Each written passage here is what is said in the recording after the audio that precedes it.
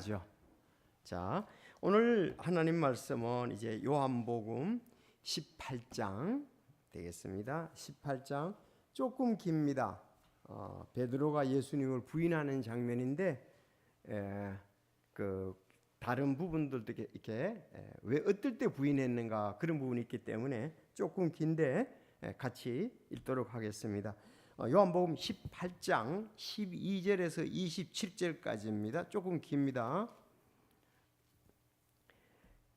그때에 그 부대와 대장과 유대인들의 직무 수행자들이 예수님을 붙잡은 뒤 결박하여 먼저 아나스에게 끌고 갔으니 그는 그가 바로 그해 대제사장이던 가야바의 장인이었기 때문이더라. 한편 가야바는 유대인들에게 한 사람이 백성을 위해 죽는 것이 유익하다고 권고한 자더라. 시몬 베드로와 또 다른 제자 하나가 예수님의 뒤를 따라갔는데 그 제자는 대제사장을 알므로 예수님과 함께 대제사장의 관저로 들어갔으나 베드로는 바깥문 곁에 서 있었더라. 그때 대제사장을 아는 그 다른 제자가 나가서 문을 지키는 여자에게 말하여 베드로를 데리고 들어오매 그때 문을 지키는 소녀가 베드로에게 이르되 당신도 이 사람의 제자들 중 하나가 아니냐 하니 그가 이르되 나는 아니라 하더라. 날이 추우므로 종들과 직무 수행자들이 숯불을 피우고 거기 서서 몸을 녹이니 베드로도 그들과 함께 서서 몸을 녹이더라. 그때 대제사장이 예수님께 그분의 제자들과 그분의 교리에 대하여 물으니 예수님께서 그에게 응답하되 내가 공개적으로 세상에 말하였노라. 내가 유대인들이 늘 모이는 회당과 성전에서 항상 가르쳤고 아무것도 은밀하게 말하지 아니하였는데 내가 어찌하여 내게 묻느냐? 내가 그들에게 무슨 말을 하였는지 내 말을 들은 자들에게 물어보라. 보라, 그들이 내가 말한 것을 아느니라 하시니라. 그분께서 이렇게 말씀하시며 곁에 서 있던 직무 수행자들 중 하나가 손바닥으로 예수님을 때리며 이르되 내가 대제사장이 이같이 대답하느냐 하니 예수님께서 그에게 응답하시되 내가 악한 것을 말하였으면 그 악한 것에 대하여 증언하라. 그러나 잘 말하였으면 어찌하여 내가 나를 때리느냐 하시더라. 그런데 안나스가 그분을 결박한 채로 이미 대제사장 가야바에게 보내었더라. 시몬 베드로가 서서 몸을 녹이고 있었으므로 그들이 그에게 이르되 너도 그 사람의 제자들 중 하나가 아니냐 하매 그가 부인하여 이르되 나는 아니라 하니라. 대제사장의 동주 중 하나는 베드로가 길을 뵌 사람의 친족이었는데 그가 이르되 네가 그 사람과 함께 동산에 있는 것을 내가 보지 않느냐 하니 그때 베드로가 다시 부인하며 즉시 수탉이 울더라. 아멘. 기도하겠습니다. 하나님 아버지 감사합니다. 오늘 주님의 말씀 특별히 예수님께서 참 잡히시고 또 베드로의 부인에 하는 것을 오늘 보게 됩니다. 어떠한 상황에서 부인을 했는지 저희들도 잘 알고 날마다 부인하는 것이 아니라 시인하는 저희들이 되게 하여 주옵소서.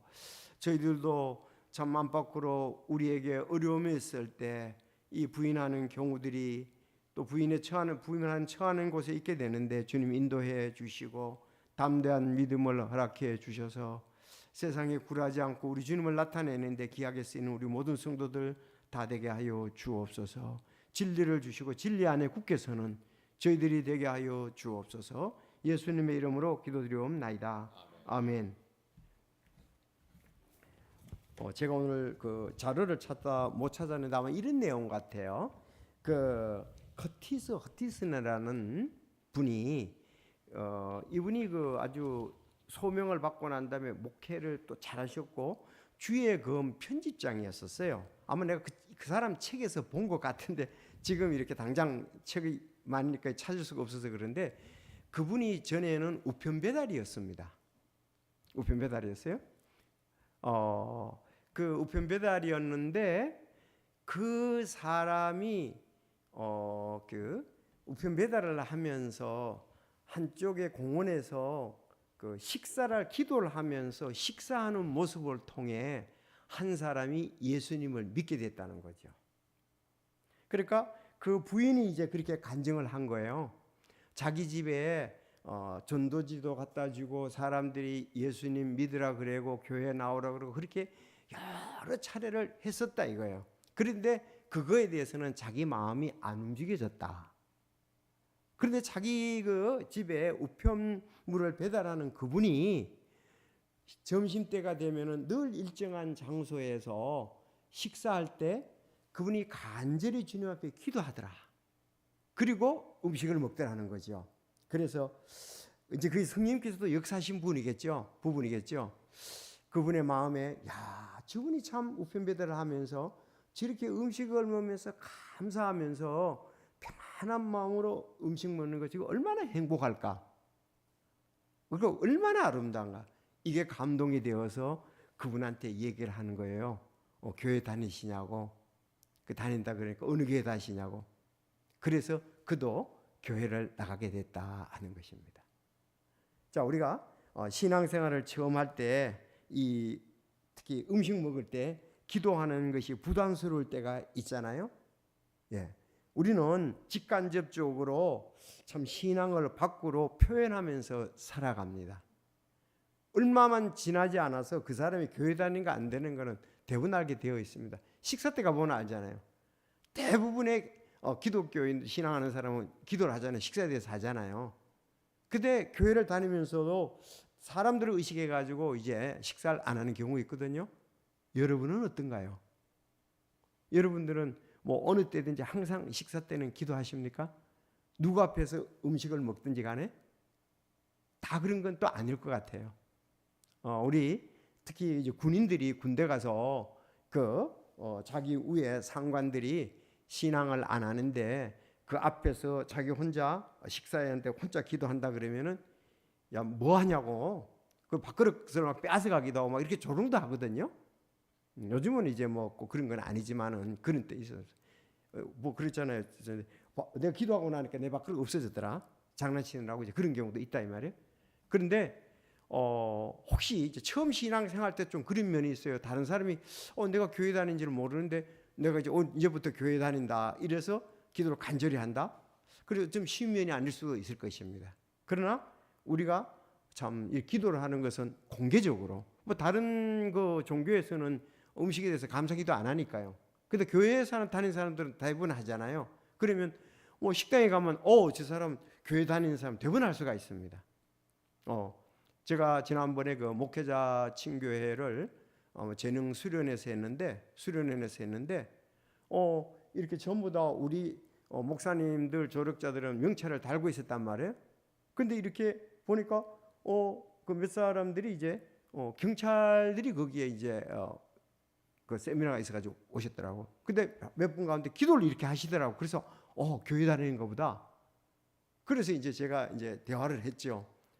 경찰 다니 어디 경찰들? 우리 아들도 경찰 이렇게 하면서 대화를 하면서 지금 그 사람이 거기 대전 지역의 경찰에 다니는데 내한테 매일 그 기독교에 관한 좋은 내용들을 보내주고 있어요. 신우회장이라 그러더라고요. 경찰서에. 그러니까 이제 식사 때만에 기도하는 것을 보고 저 사람이 경찰이면서 교회 다니는가 보다. 그리고 또 그분이 또 말을 거는 거예요. 우리 목사님들 세미나입니까? 이렇게 하다 보니까 이제 계속 여러 차례 만나가지고 대화한 적이 있고, 그래서 전화를 주고받아서 그분은 교회 다니는 사람은 이제 나한테 문자로 뭐 어떤 자기 신우에서 하는 그 아침마다 우리 매일 양식 같이 이렇게 보내더라고 좋은 글귀들을. 자, 그래서 우리가 신앙에 대해서 잘 시인하면 우리의 신앙생활이 바르고 풍성하면 다른 영혼들을 주님 앞에 인도하는 데 상당한 효과를 가질 수 있겠죠. 부정적인 면들도 많이 있어요. 그래서 참 성도들이 이렇게 다양하게 있잖아요. 그분의 삶이 좋은 간증을 통해서 내가 볼 때도 저 사람은 참 밖에 나가서든 교회 안에서는 신앙생활 잘할 거야. 저 사람은 말도 그렇고 행동도 그렇고 상당히 이기적이고 어떤 사람에게 상처를 줄 거야. 그런 이미 우리 머릿속에는 이미지가 각자 심어져 있습니다. 그렇죠? 근데 실제로 가보면 그런 부분들이 있거든요. 뭐 다른 교회 다니던 성도든 우리 교회 다니는 성도 다 마찬가지입니다.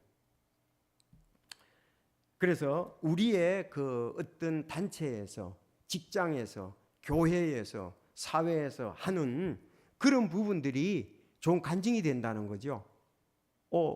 좀 이게 제가 이제 있었던 건데 얼마 전에 우리가 여기 이제 뭐 물을 주고 이제 화초를 다듬다 보니까 어떤 분이 이기영 그분이었어요. 지난주에 오신 분인데 그분이 이제 휠체어 같은 큰 거 있잖아요. 그걸 끌고 이렇게 지나가시는 거예요. 근데 그분을 하고 같이 가는 여자분이 있었어요. 그분이 많이 본 분이에요. 그 알고 봤더니 체육관에서 아신 이런 분인데 그래서 이분 요양보 하시나 그때 맞다 그러더라고. 그런데 내가 가서 그분이 교회 나오셨다 그랬더니 그렇지 않아도 다른 친구분이 아는 분이 교회 가자 그래가지고 교회 가신다 그랬어요. 그러더라고요. 자, 우리가 그랬을 때에 내가 거기서 한 이미지들이 있잖아요. 또 거기서 이제 공개적이에요. 뭐 목사라고 다 아니까요. 자, 그런데 거기에서 나의 그 사람들이 보여지는 그 이미지 또 나의 태도 그런 걸 다 볼 거 아닙니까? 그래서 우리가 이렇게 교제를 해보면은 작년 2부에서 해보지만 또 다른데 이제 모였음도 이렇게 해보지만 그분이 교회 목사더라고, 전도사더라고, 은행원들은 은행에 와서 어떻게 하는 거 그런 간증들을 얘기할 때에 참 어떨 때는 얼굴이 붉어지는 경우가 있어요. 그러니까 우리의 시인하는 간증의 삶이 중요하다는 거죠.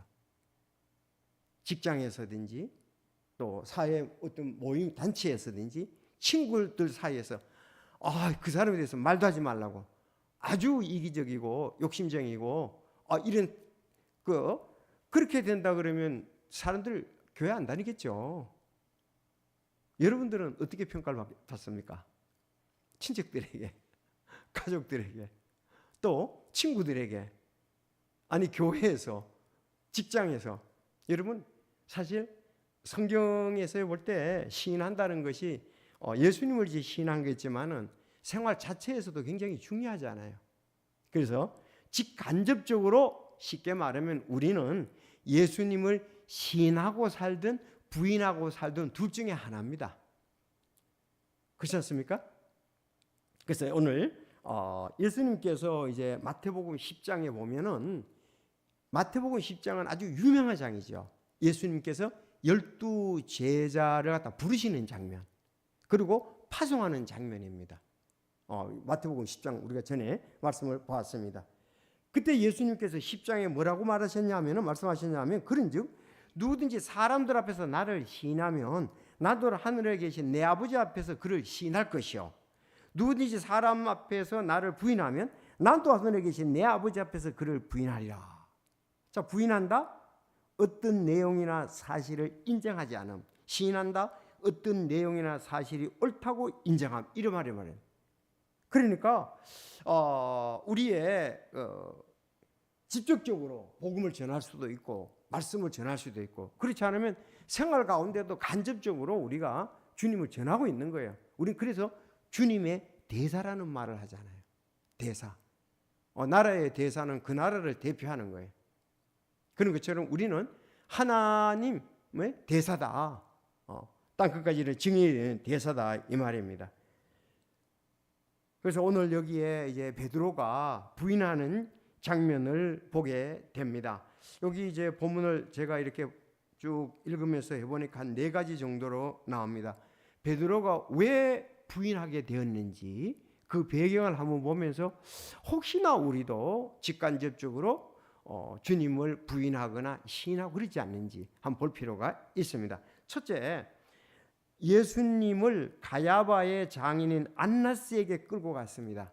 지난번에 가룟 유다가 배반했지요. 예수님이 붙잡히시지 않습니까? 그 붙잡히실 때 어떤 일이 있었습니까? 누가 누구의 길을 쳐서 떨어뜨렸죠? 뵀죠?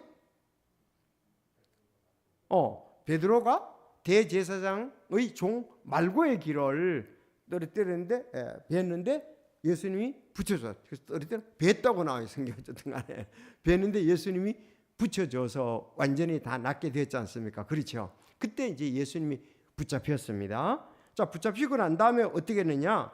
12절에서 14절에 보니까 그때 그 부대와 대장과 유대인들의 직무 수행자들이 예수님을 붙잡은 뒤 결박했다 그랬습니다. 이제 예수님은 결박을 당했습니다.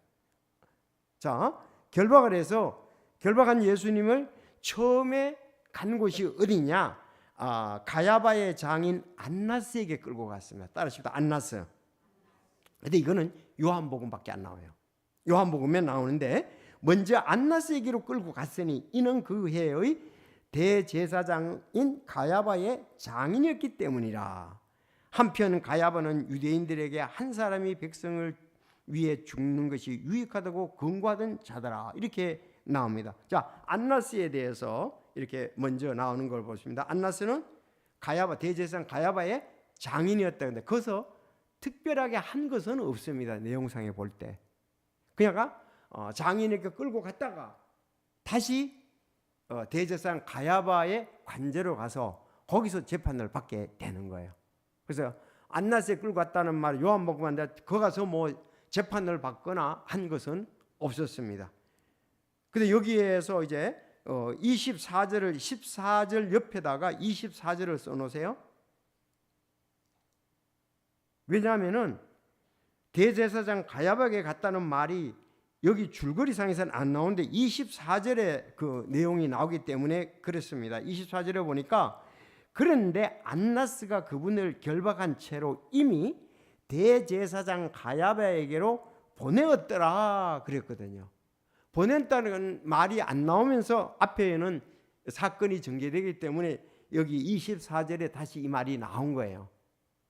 여러분들 한번 혼자 읽어볼 때에 찾으면 안나스에게 갔는데 가야바에게 갔다는 말은 없는데 가야바의 관제에 갔다 이렇게 나오잖아요. 그러면 안나스의 집하고 대제사장 가야바의 관제하고 같으냐? 그건 아니었다는 거죠. 이 내용을 볼 때. 그래서 다른 성경에서는 지금 여기가 사복음서에 다 나와요. 마태, 마가, 누가, 요한복음 이걸 이제 우리가 사복음서라 그러잖아요. 사복음서에 다 나오는데 안나스에 관한 얘기는 먼저 안나스에 끌고 가서 다시 대제사장 가야바로 가서 이제 관제에서 재판을 받는 거 대부분은 가야바한테 가서 관제에서 재판 받는 그 얘기만 나요. 그때 부인하게 되죠 베드로가. 자, 그리고 첫째는 이제 12절에서 14절은 예수님을 가야바의 장인인 안나스에게 끌고 갔다. 이제 이 얘기가 나온 거고요. 근데 이제 안나스가 그 다음에 어떻게 했습니까? 다시 대제사장 가야바에게 이거 장인이고 보냈다는 얘기 아까 24절에 나왔잖아요. 거기 24절이 돼야 사실 본문이 매끄럽게 이어진다 이거예요. 그래서 14절 옆에다가 24절을 넣으라. 왜? 15절부터 쭉 한참 나오다가 24절이 나오기 때문에 바로 24절이 나와야 연결이 되는데 말씀에서는 그 부분이 뒷부분이 나오기 때문에 그렇다 이거예요. 그래서 14절 옆에다가 24절을 써놓으면 여기서 가야바에게 안나스에 왔는데 안나스가 가야바에게로 보냈다 이렇게 내용이 나오기 때문에 그렇습니다. 이해가 되십니까? 사실 저는 이제 여러 차례 읽고서 이렇게 설교를 하지만 여러분이 처음 들을 때 좀 안 읽으시면 이게 뭔지가 어떻게 그 내용이 전개되는지 잘 모를 때가 있거든요. 제가 좀 이렇게 자세하게 말씀을 드리는 겁니다. 자, 그리고 이제 두 번째는 베드로가 이제 한 번 부인하게 됩니다. 총 몇 번 부인하게 되죠? 3번 부인하게 되고 먼저 한 번 부인할 때는 어떤 환경에서 한 번 부인하는지 그 내용을 지금 쓰고 있는 거예요. 여기 베드로가 부인하는 것이 전체적으로의 그 내용들이에요. 자, 15절에 보면 시몬 베드로와 또 다른 제자 하나가 예수님의 뒤를 따라 갔는데 그럼 나머지 제자들은 어땠을까요? 다 도망가 버렸어요. 그리고 이들도 갔다가 다시 돌아왔습니다. 다 버리라고 그러는데 근데 여기 베드로와 또 다른 제자라고 그랬죠. 또 다른 제자가 누굴까요?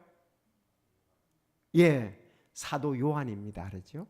그래서 요한복음에서는 사도 요한이 자기에 대해서 이렇게 3자 형식으로 표현을 합니다. 내가 그러지 않고 다른 제자 하나가 이렇게 얘기하거든요. 또 사랑하던 제자가 이름면으로 쓰기도 하고요. 그래서 다른 제자 하나가 근데 이건 사도 요한이다. 자, 그런데 둘이 사도 요한하고 시몬 베드로하고 한번 보세요. 따라갔는데 그 제자는, 그러니까 사도 요한은 대제사장을 알므로 예수님과 함께 대제사장의 관저로 들어갔다 이거예요. 자, 안나스에 있는 곳에 안나스 장인에게 갔다가 벌써 이제 대제사장 관저로 옮겨간 거죠. 그동안에. 이 기록이 다 안 돼 있지만 24절부터 그렇게 돼 있더라 이거예요. 자, 예수님과 대제사장의 관저로 들어갔다. 둘이가 따라 들어갔는데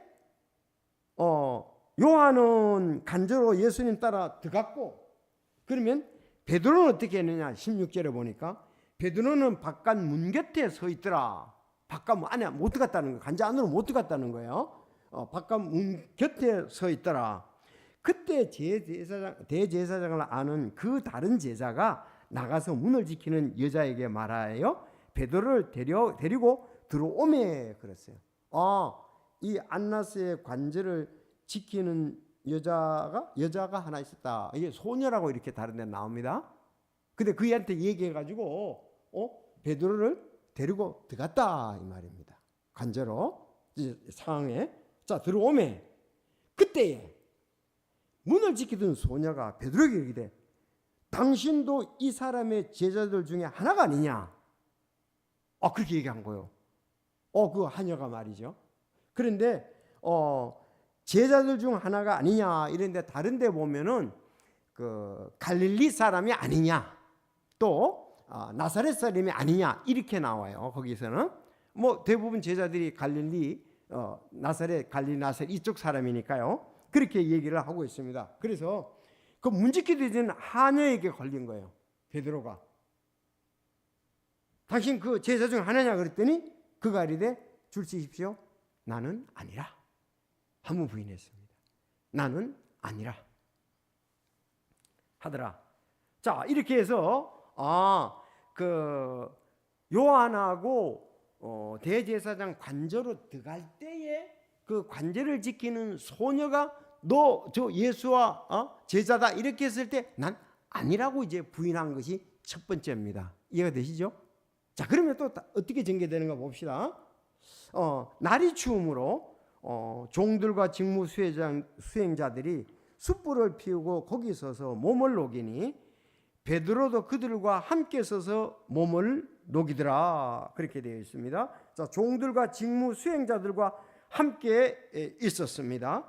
그러니까 바깥에 있었고 또 불 피워놓은데 그가 함께 있었다. 이렇게 볼 수가 있습니다. 그래서 보통 이 부분들 이제 설교할 때에 그러죠. 멀찍이 따랐다는 말이죠. 그리고 밖에 있었다. 그리고 주님과 함께 있었는데 종들과 직무 수행자들과 함께 있었다. 그러니까 더 어려움에 당할지라도 주님과 가까이 있고 오히려 시인해야 되는데 어려우니까 부인하죠. 왜 부인했을까요? 두려워서 그렇죠. 지금 같은 편이라 그러면은 지금 예수님 십자가에 못 박혀 죽을 거니까 두려워서 그런 거죠. 사실 우리도 두려울 때 부인하게 되거든요. 여러분 니고데모와 아리마대 요셉 그런 사람들도 유대인의 그 공회원인데 나중에 시인하게 되잖아요. 그런 자기 직업상 그렇게 했던 것을 우리가 보게 됩니다. 자, 그러면은 이제 베드로가 한 번 부인한 것을 봤고요. 자, 이제 예수님께서 대제사장 가야바에게 신문을 당하십니다. 따라서 대제사장 가야바. 자, 안나스는 장인이고요. 가야바입니다. 가야바. 이름도 뭐 이렇게 좀 익숙하게 여러분들 알아두는 것은 좋습니다. 대제사장, 그때의 대제사장은 가야바였습니다. 자, 가야바가 대제사장 가야바에게 신문을 합니다. 자, 이렇게 이걸 하고 난 다음에 또 부인하는 경우가 나오기 때문에 연결이 되는 거예요. 당연히 그 관저에서 그럼 어떤 일이 일어나는 것도 써야 될 거 아니겠어요? 이 줄거리가 이어지는 거예요. 그때 대제사장이 예수님께 그분의 제자들과 그분의 교리에 대해서 물었습니다. 너 가르치는 거와 제자들에 대해서 물었습니다. 그때는 예수님이 이렇게 대답을 하지 않으셨어요. 전체적으로 볼 때 예수님께서 그에 응답하되 내가 내게 공개적으로 말하였노라. 내가 유대인들이 늘 모이는 회당과 성전에서 가르쳤고 지금도 아무것도 은밀히 말하지 아니하는데 내가 어찌하여 내게 묻느냐. 너 다 알고 있는 거 아니냐? 사실은 다 알고 있었습니다. 내가 그들에게 무슨 말을 했는지 내 말을 들은 자들에게 그거 물어봐라. 보라, 그들이 내가 말한 것을 아느니라 하시니라. 이때 예수님이 이제 어려움을 당하죠. 그분께서 이렇게 말씀하시며 곁에 서 있던 직무수행 중 하나가 손바닥으로 예수님을 때렸습니다. 네가 대제사장에게 이같이 대답하느냐 하니.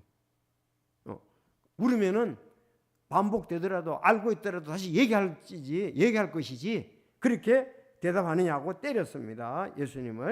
예수님께서 때린 자에게 응답하여 이르되 내가 악한 것을 말했으면 그 악한 것에 대해서 증언하라. 그러나 잘 말했으면 어찌하여 네가 나를 때리냐 하시냐.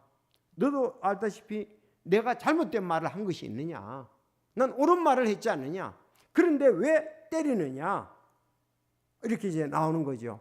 아니 예수님은 제자들을 가르치거나 교리를 전할 때 100% 확신을 가지고 전하셨죠. 그리고 자기가 하는 것은 하나님의 뜻이라고 분명히 믿었습니다. 그러니까 주저할 필요가 없는 거예요. 그래서 담대하게 말했는데 그들이 믿음으로 받아들이지 않기 때문에 그렇죠. 결국은 예수님이 메시아라는 것을 그들은 믿지 않았지 않습니까? 그런 부분에 대해서 예수님하고 너무나 차이가 있은 거죠. 그들이 다 알고 있었습니다. 왜 그런지. 왜? 공개적으로 예수님이 제자들에게 얘기하고 사람들에게 얘기했기 때문에 그렇습니다. 자, 이제 네 번째. 베드로가 예수님을 두 번 더 이제 부인하게 되는 장면이 25절부터 27절에 있는데 시몬 베드로가 서서 몸을 녹이고 있었으므로 그들이 그에게 이르되 너도 그 사람들 중에 하나가 아니냐 하며 그가 부인하이되 나는 아니라. 두 번째 줄 보십시오. 나는 아니라. 두 번 부인입니다. 자, 문에 들어갈 때에 소녀가 제자가 아니냐 그럴 때 아니라 그랬고 불을 지금 날이 추워가지고 불 쬐는데 사람들이 모여 있는 데서 어떤 사람이 그런 거예요. 너 제자 중에 하나가 아니까 나 아니다 그랬습니다. 이제 26절. 자, 여러분 시작. 자, 계속요. 26절요. 시작. 대제사장의 종들 중 하나는 베드로가 귀를 벤 사람의 친족이었는데 그가 이르되 내가 그 사람과 함께 동산에 있는 것을 내가 보지 아니하였느냐 하니. 이 사람은 너무나 지금 그 말고의 친족이란 말이죠. 너 동산에 있을 때 너 거기 있었잖냐? 딱 그렇게 한 거죠. 그럴 때에 27절 그때 베드로가 다시 부인하여 이렇게 그래 돼서 다시 부인하여. 나는 아니라는 거죠. 여기 다시 부인한 요 말입니다. 세 번째 줄 것이면 돼요. 그래서 한 번, 두 번, 세 번. 여기는 그때의 베드로가 다시 부인함에 이렇게 나온 것이 세 번째입니다. 그렇죠? 자, 즉시 수탉이 울더라. 이렇게 요한복음에는 되어 있습니다.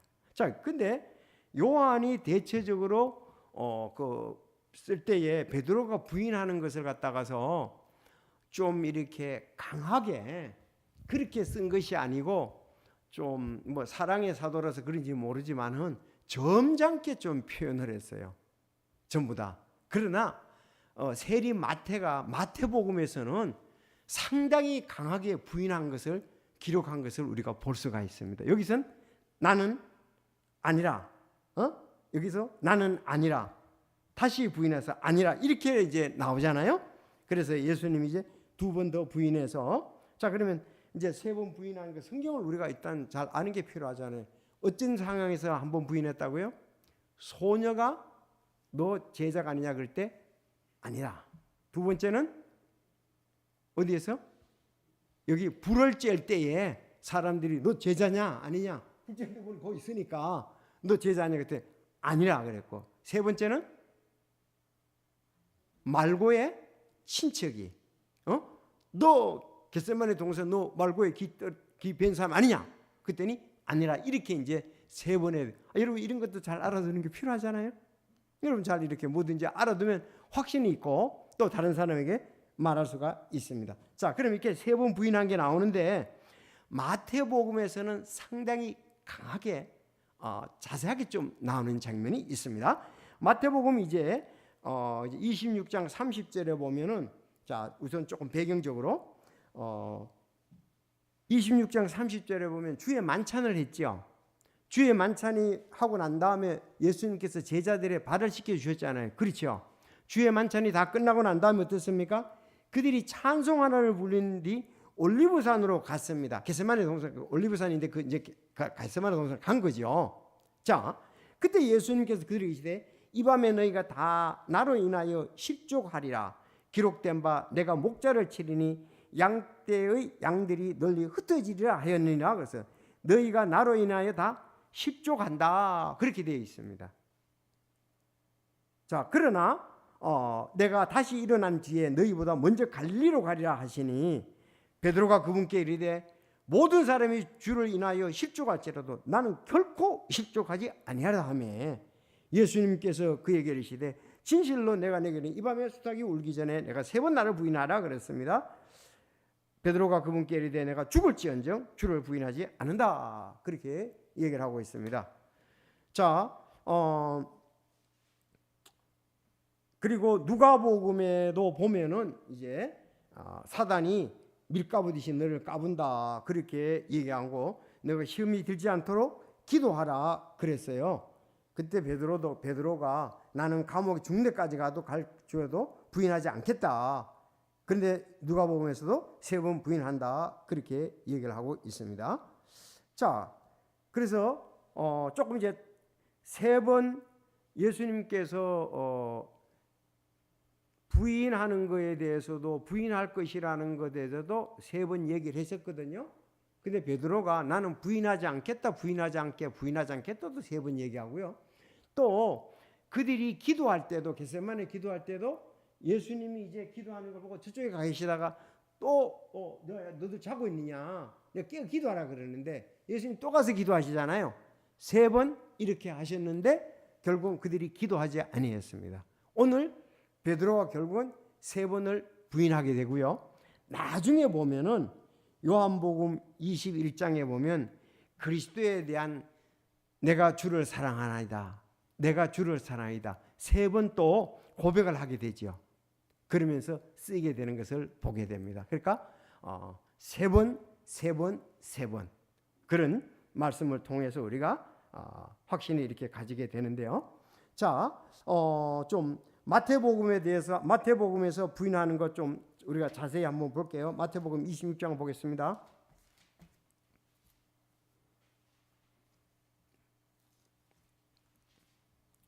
자, 26장 69절에 보면 한편 베드로는 관제 바깥쪽에 앉아 있었는데 26장 69절입니다. 한 소녀가 그에게 와서 이르되 당신도 갈릴리 예수와 함께 있었도다 하며 아까는 너 예수도 제자다 이랬잖아요. 여기서는 갈릴리 예수와 함께 있었다. 70절 시작.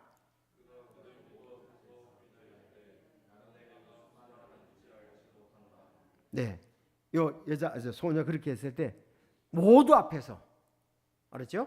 모두 앞에서 부인하여 이르되 난 내가 무슨 말을 하는지 난 알지 못하노라 이렇게 얘기했습니다. 난 아니다 그랬잖아요. 아까는 난 알지 못한다 그랬고요. 자, 이제 71절 나와서 현관으로 들어가니 다른 하녀가 그를 보고 있는 자들에게 이자도 나사렛 예수와 함께 있다 하며 다시 그가 맹세하며 부인하되 나는 그 사람을 알지 못하노라 하며 아까 여러 사람들 중에서 불째는 데 있어서 그런 얘기했다고 그랬잖아요.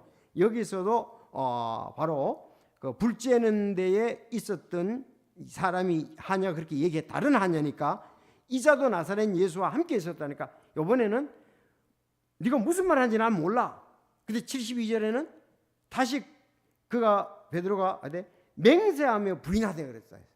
이번엔 맹세하며 부인하다 그랬어요. 자, 73절 조금 뒤에 곁에 서 있던 자들이 그에게 와서 베드로에게 이르되 확실히 너도 그들 중에 하나라니 내 말투가 너를 드러낸다 그러니까 그때에 그가 저주하며 맹세하기 시작하야 돼. 나는 그 사람을 알지 못하다.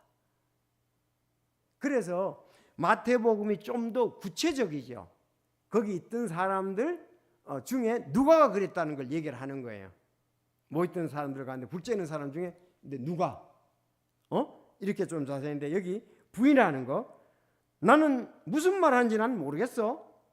한번 두 번째 그가 맹세하면 부인하게 돼. 나는 그 사람을 알지 못한다. 이런 걸까지 마태는 다 적었어요. 세 번째는 저주하며 맹세하기 시작하여 나는 그 사람을 알지 못한다. 알지 못한다, 알지 못한다 앞에 그 좀 더 붙인 거예요. 예. 모든 사람 앞에서 부인했다는 말을 마태는 좀 더 넣고 다시 두 번째는 맹세하며 부인했다는 말, 또 저주하면서 맹세했다 이런 수식어들을 더 집어넣었어요. 부인할 때에. 그래서 마태가 더 자세하게 적나라하게 이렇게 했구나 하는 것을 보게 됩니다. 자, 아까도 얘기를 했지만 우리가 베드로에게 초점이 맞춰지는데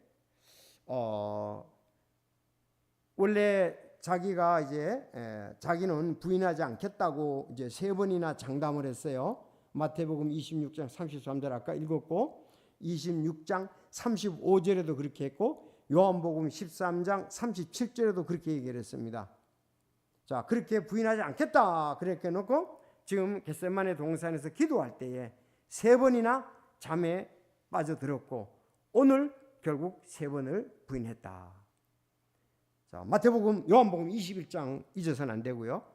그리스도에 대한 사랑을 3번 고백했다 그랬습니다. 그러면 여기에서 뭐가 중요합니까?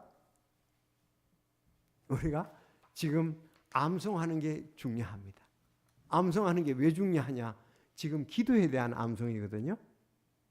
그러니까 쉬지 말고 기도하라 이번 주, 다음 주에 항상 기도하고 기도 중에 감사를 드리며 깨어 있으라 그랬거든요.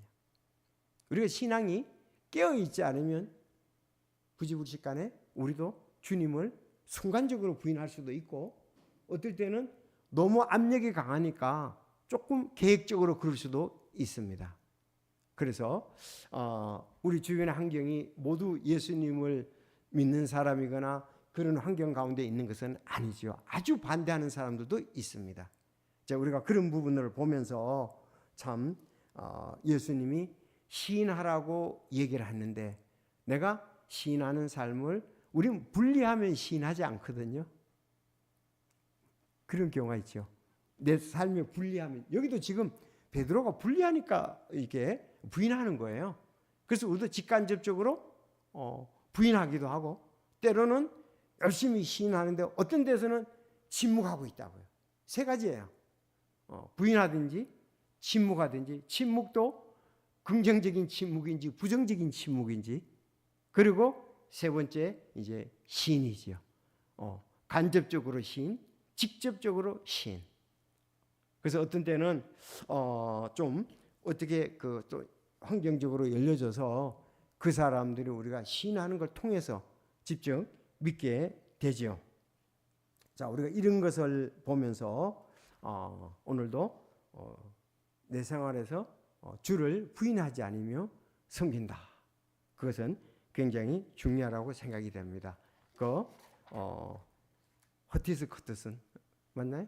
커티스 커트슨 그 사람처럼 정말 그 사람들이 나를 아무도 없는데 음식을 놓고 그렇게 진지하게 기도하면서 맛있게 먹는 음식 다른 사람들이 보고서 아무리 전도한다고 그러더라도 우리가 생활이 뒷받침이 안 되면은 그리스도인들이 생활이 뒷받침이 안 되면은 별로 갈 생각이 없습니다. 그러나 주변에 좋은 그리스도인들을 만나면은 가고 싶죠.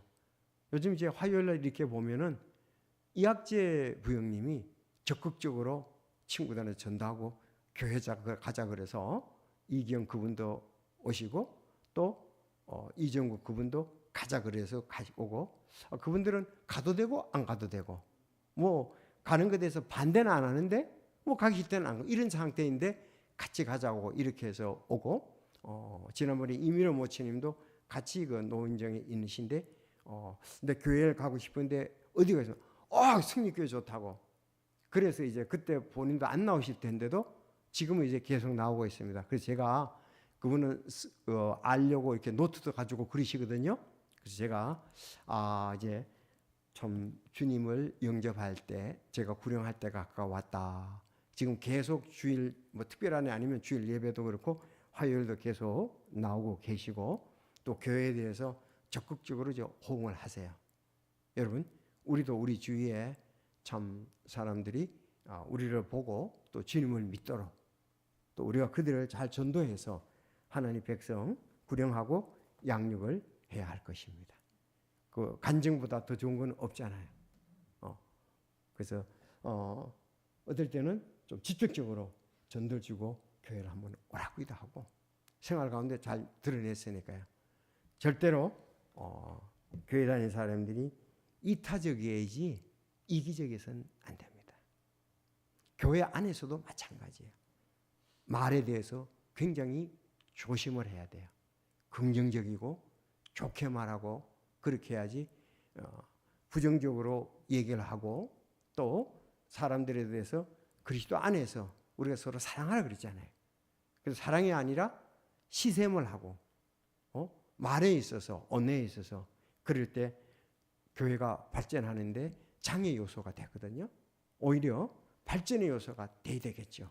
서로가 베푸는 걸 보면 이렇게 좋게 생각하고 또 서로가 이해를 하고 받아들여주고 우리가 이렇게 갔을 때 교회가 또 주님 영광을 아름답게 드러내리라고 믿습니다. 자, 우리 오늘 다 같이 기도하겠습니다.